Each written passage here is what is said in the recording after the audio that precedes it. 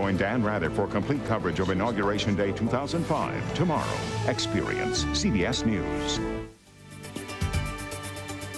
There needs to be a policy in place that the city of Lubbock enforces to protect the citizens from police officers turning the microphones off. That's a Lubbock attorney speaking out against the city police department, and it all stems from a routine traffic stop that shocked the community. Does it have a direct effect because of that? Don't know. Construction around the United Spirit Arena continues, so has it affected basketball attendance? We'll have the story coming up. And it's something that is kind of a once-in-a-lifetime kind of thing. And this 4-Girl Scout troop from the Hub City will be a part of that once-in-a-lifetime experience tomorrow. We'll tell you how they got to Washington. On your side, this is KLBK 13 News. And we thank you for choosing KLBK 13 News at 6. I'm Brian Mudd. And I'm Mandy Lawrence. Well, up front tonight, construction woes continue to detour drivers around Texas Tech. But does the lack of direction on Indiana mean lack of fans at sporting events? KLBK's Ellen McNamara joins us live in the newsroom with the story. And Ellen, I understand Coach Bob Knight says yes to that question. That's right, Mandy. Knight told KLBK after the home opener against Oklahoma State that parking horror stories have continued to have an effect on attendance. So I pulled those men's basketball numbers from this season and last. And those numbers include both non-conference and conference games. Last season, when the men played Minnesota, attendance was more than 10,000. Then in a conference game against Oklahoma State, attendance was more than 13,000. This season, in a non-conference game against SMU, attendance was more than 7,000. In another non-conference game against Northern Colorado, about 5,000 fans showed up. Finally, in this year's game against Oklahoma State, attendance was about 11,000. That's about 2,000 down from last year. But media relations with the athletic department says they don't know whether the construction and lack of attendance correlation exists. Coach Bob Knight says it does. Before students started in the fall, the university said 1,000 commuter spots would be lost west of the arena. Today, instead of cars, tractors continue to occupy those spaces. To combat the problem, both Knight and women's coach Marcia Sharp suggested a free shuttle to alleviate the problem. Well, I would hope so. I would hope that we've been able to overcome, I think, the lack of direction and the lack of pre-planning in terms of all the problems we've had with parking. It's hard to gauge whether or not parking had anything to do with the attendance, and attendance was down a little bit, but one thing that we felt, or that the basketball programs felt that they could do, is take care of the charge for the shuttles. Now, that shuttle is available to catch at the Texas Tech Health Sciences. It used to cost $3 per person, and now it's free. Mandy? Ellen, are there any other lots available? There are some lots very close to the arena. However, they do cost money. Now, those permits are available to purchase with the Red Raider Club. Mandy? Okay, thanks, Ellen, for that report. The next home men's basketball game is on January 29th against Nebraska. So parking problems and driving problems as well. We want to make sure you remember there are detours up again around the Marcia Sharp Freeway project. The exit onto Spur 327 from the West Loop will be closed again tomorrow from 7 a.m. until 5 p.m. It will be shut down again Monday and Wednesday of next week. The good news is that this phase of the project should be finished by this fall. We've got to get a crane in there. We've got, we don't want to be hanging or swinging beams over traffic, so that's why we got to close it for safety issues. And I think if everybody just realizes that it is eventually going to end, that they'll be a little more patient. Yeah, westbound drivers who need to get to Spur 327 can use a temporary turnaround on the frontage road between 53rd and 54th Streets. New developments continue to unfold in the case regarding a sex scandal and a former Lubbock police officer. 7 months ago, Blake Littlejohn was accused of letting a young woman out of several traffic warrants in exchange for performing a sexual act. KLBK's Stacia Wilson joins us now from our newsroom. Stacia, I understand a civil suit has now been filed against Littlejohn and the city police department. That's right, Mandy. The victim's lawyer is claiming negligence against the accused parties. Attorney Charles Dunn says improper supervision by the Lubbock Police Department Department and failure to maintain policy are the two main focal points behind this suit. Now, the whole thing stems from a routine traffic stop made by Littlejohn back in June. The driver claims she got out of several pending traffic violations in return for performing a sexual act for the former officer. Shortly after the incident occurred, KLBK broke the story, and Littlejohn immediately resigned from the Lubbock police force. The former officer admits to the act but says it was consensual. He also admitted to turning off his radio and video recorder during the incident. In July, Littlejohn was indicted on criminal charges and is currently awaiting trial. Now, months later, the victim's attorney claims there's more than one reason for taking this case to civil court. There are two reasons. The first reason is the district attorney's office has failed to indict this police officer for sexual assault. If he's convicted of what they've indicted him for, which is basically civil rights violations, he will never have to register as a sex offender, won't have to have any counseling, and there's a very good possibility that he will reoffend. Now, Dunn also says a change in procedure regarding patrol car cameras may prevent this type of case from happening again in the future. Mandy? Stacia, I understand the victim's attorney tried to settle with the city outside of court before filing this suit, right? That's right, Mandy, but City Attorney Anita Burgess says this is the first time her office has heard of any suit. She did say a claims adjuster might have handled an initial claim for the city, but a conclusion was never reached. Okay, thanks for that report, Stacia. Again, Littlejohn is currently awaiting trial on criminal charges for violating a person's civil rights. If convicted, he faces up to 2 years in jail or probation. The jaws of life are needed to free a man from his car after an afternoon wreck. The accident happened just before 2:30 this afternoon at the intersection of Quaker and 34th Street.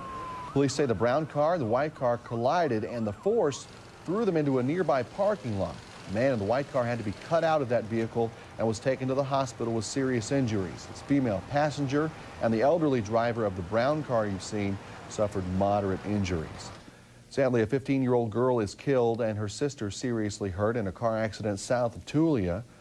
18-year-old Erica Perez was driving north on County Road 14 yesterday evening when she lost control and slid off the road.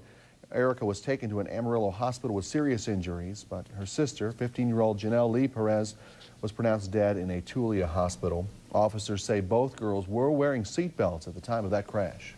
Could Texas prisoners be let loose because there isn't enough space? A new report shows prisons are running out of beds faster than expected. County jails have the available space to ease the demand, but the state doesn't have the money to lease the beds. Lubbock County Sheriff David Gutierrez, who's in charge of the Texas Commission on Jail Standards, says it's a matter of responsibility.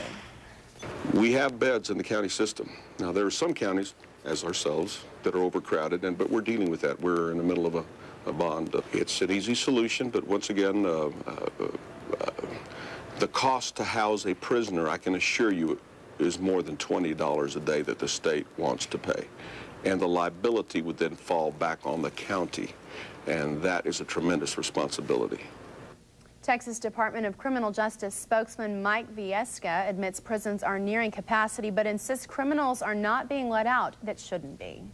Well, the Tech basketball teams have hit the road tonight. The Lady Raiders have made their way to Nebraska, and Bob Knight's men's team will hunt for Tigers at the University of Missouri's new arena. Jeff talks to the general about tonight's game later in sports. Plus, 4 young ladies are finding out that hard work pays off in a big way.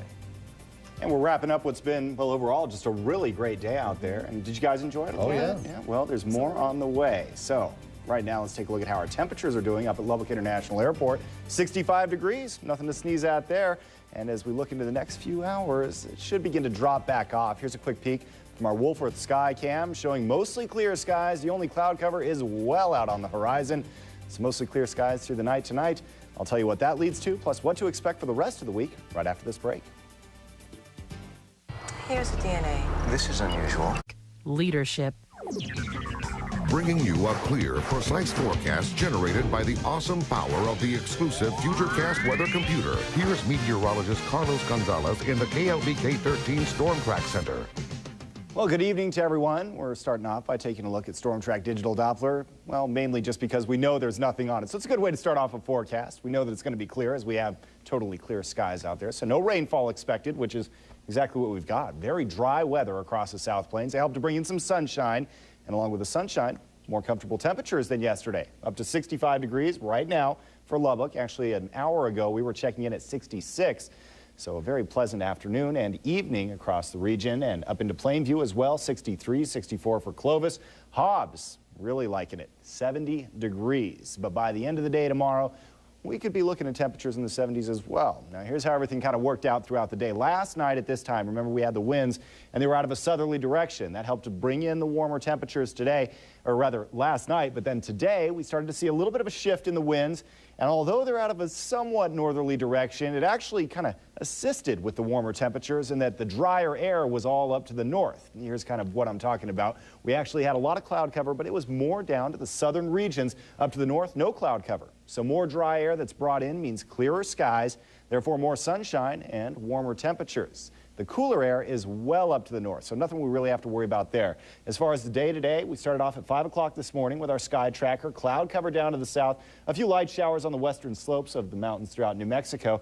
Throughout the day today, we started to see a little bit of that cloud cover trying to make its way northward, but really, it's the dry air that continues to win out over the top of the region, including the cloud cover that tried to come in from the north. That was also blocked out by dry air over the top of central Texas.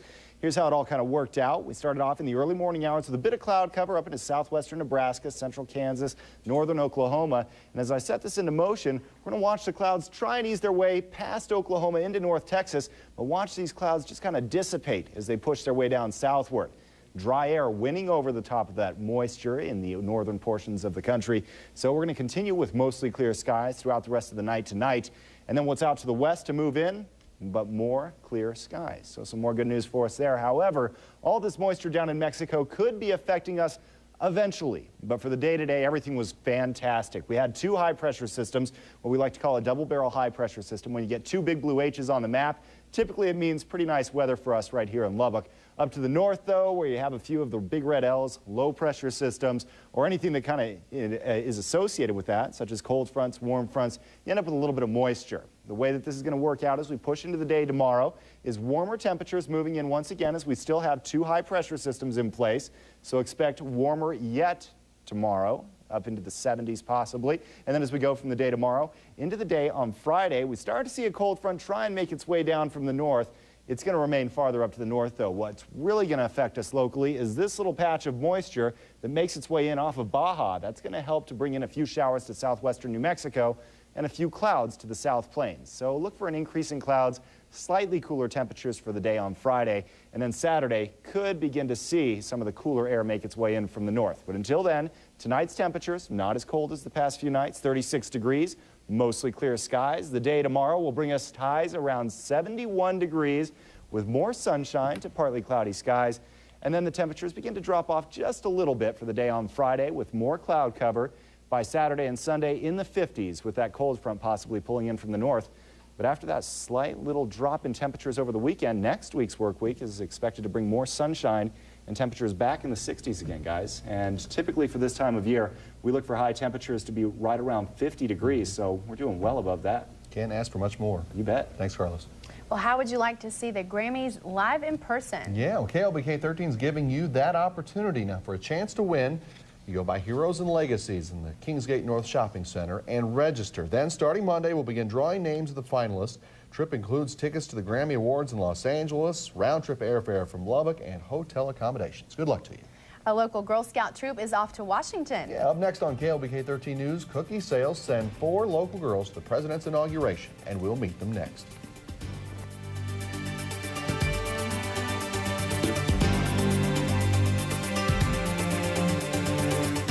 For an unbeaten.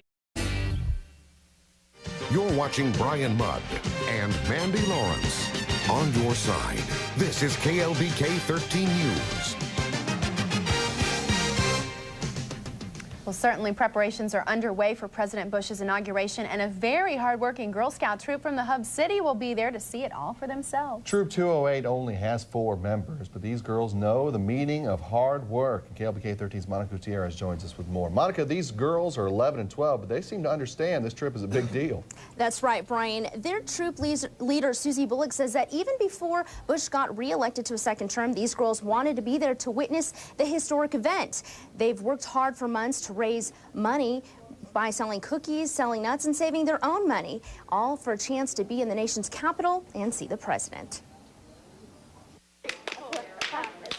Girl Scout Troop 208 from Lubbock, Texas, is made up of just 4 girls between the ages of 11 and 12. Wednesday morning, they loaded up their stuff as a reward for months of hard work and, most of all, patience. Going to the inauguration is something that is kind of a once-in-a-lifetime kind of thing. It's going to be an opportunity because it's going to be the first time I've ever did anything like this big.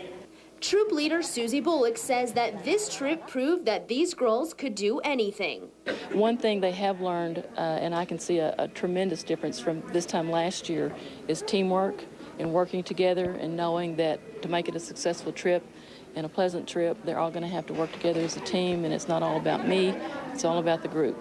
And that team spirit is what got these girls to sell the countless boxes of nuts and cookies for a chance to see the president in a way most never will. We had to go ask people politely to see if they wanted to buy nuts. And if they said no, you did not want to get mad at them or anything. In addition to working and saving, the kids say the Girl Scouts have taught them other valuable lessons. And it taught me a little more self-confidence, you know. The reason why I was shy is because I didn't think anybody would like me, you know, but now, you know, I'll go up and I'll meet people. And I'm definitely going to be in it for a long time. You know, it's fun, and also it'll look really good on your college resume if you put it on there. Well, you know, it's never too early to think about college. Now, these ambitious group of young ladies say that they plan on being the Girl Scouts for the years to come and to help the younger generations go along with it. Brian. Good stuff, Monica. What will the girls get to see while they're in D.C.? Well, in addition to tomorrow's inauguration, they will be sightseeing. They will be visiting with Congressman Randy Nagebauer and Senator Hutchinson. Their parents say this really is a trip of a lifetime, and they hope that it makes a big impression on these young ladies. I bet it will. Monica Gutierrez in the newsroom tonight. We thank you. The troop will be back on Sunday and say they'll start those fundraising efforts all over again. Good job. I bet they'll be good at it, too. That's a road trip. That's a road trip. And speaking of, we've got a couple basketball teams on road trips Yes, tonight. both the Lady Raiders and the Tech Men on the road. And it's always tough in the Big 12. We'll preview both matchups. We'll also talk a little women's professional basketball. They tipped off a new era last night, and we'll talk some Lubbock Hawks next.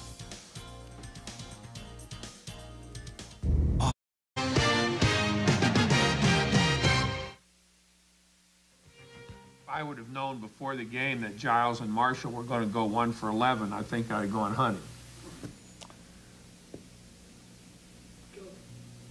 Well, at last check, Coach Knight will be on the sidelines coaching tonight. Bob Knight's Raiders in Missouri to play the hot and cold Missouri Tigers. Mizzou is led by Linus Kleza, who is their leading scorer and rebounder. He's a bruiser down low. Tech will need good play from Davon Giles and particularly Darryl Dora, who had a good game against A&M on Saturday. Tonight, that he was much more active on offense and did a pretty decent job defensively as well, although he got beat a couple of times turning his back on the ball. Darryl's play, if it would continue on the upswing from tonight's game, would be a very, very important factor for our team. Tip-off tonight set for 7 p.m. This would be a huge way to get a tough road win in the Big 12, and Missouri needs a win to keep them falling too far back in the conference standings. Lady Raiders also on the road tonight. Nothing easy here. Nebraska is undefeated at home and has plenty of confidence playing in Lincoln, especially after taking down second-ranked Baylor last week. I think there are some opportunities to take advantage of some size differences we have. If they start their small lineup, their guards are 5'5", 5'6", and 5'7", so we're bigger on the wings than they are, which is an area we hope we can attack. They have a really good point guard. They have a few girls that can shoot the three, and they have a good post player, but they run a little bit of zone and a little bit of man, so we're just going to have to work on all of our offenses, but mainly just shutting down their three main players and then shutting down the three-point shot mostly. Yeah, these two tip it off at 7 p.m. A Tech win keeps them undefeated in conference play. A Husker win keeps them fighting with the top dogs in the Big 12. Lubbock's Hawks' first ever home game in the Hub went off pretty well last night. Over 1,000 fans turned out to see Lubbock's first ever women's professional basketball team, which looks to be right around the league average right now, at least in attendance. It was a good atmosphere out at the Rip. Former Lady Raider Gia Perkins did make a return appearance to Lubbock by scoring 8 points for the Dallas Fury. 5 different Hawk players scored in double figures, and Lubbock pulled away in the second half to an easy 90-84 win, improving their record to 2-1 on the young season. We shot well. I think our team, I think the trademark of this team is it's tough to guard all of us. We had very balanced scoring as we've had the last couple of games. I think we're going to get more fans in the stand, and hopefully, you know, the fans that saw tonight will kind of spread the word about our team, and everybody will come and want to watch us play. I think this is just the beginning of a great season for us. And several Lady Raiders were on hand to take in the Hawks game, partly to support the former teammate. Gia Perkins is back playing hoops after having a child last summer and hopes to be playing well for the Charlotte Sting in the WNBA come this summer. No, I don't think I'm already there, and I mean, I don't want to stop there. I want to go ahead and get better than that, so I don't think I'm close to where I want to be yet, but I think I'll get there. So good luck to her, and hope that her future is bright. Good deal. And highlights at 10. Yes. All right, thanks, Jeff. We'll be right back with a final check of the forecast. I've got good news for everyone who enjoyed today's weather, and it's more of it on the way for tomorrow. Only warmer. The 7-day forecast up to 71 degrees tomorrow. Plenty of sunshine still. A little bit more clouds on Friday, but by Saturday we'll start to see things clear back out. Just a little bit cooler in the 50s through the weekend. More 60s next week with a lot more sunshine. But even that 58's not that bad. We'll not take bad that at all this time of year. Good deal. Thanks, Carlos. Thanks for watching. Join us tonight for more news at 10 o'clock. Who Wants to Be a Millionaire is up next. We'll see you at 10.